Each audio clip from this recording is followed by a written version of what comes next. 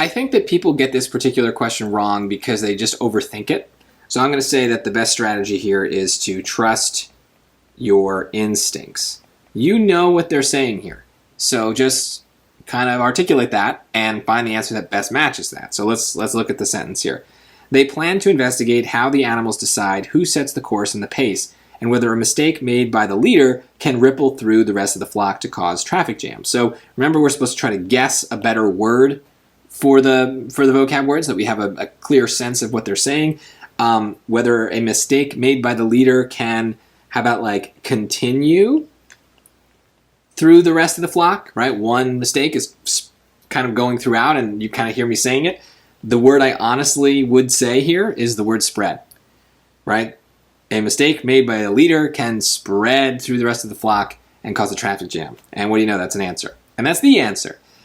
So the reason people get this wrong is they misunderstand the point of the question.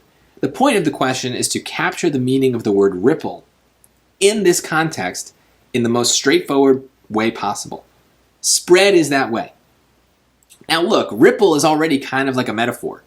And words like undulate and fluctuate, these would also kind of fit into that, but we're not really answering the question if we do that. We're still kind of using a word that has its own very literal meaning, and then we're just kind of using it in a metaphorical way to describe the situation. We want to understand what literally is happening in this case.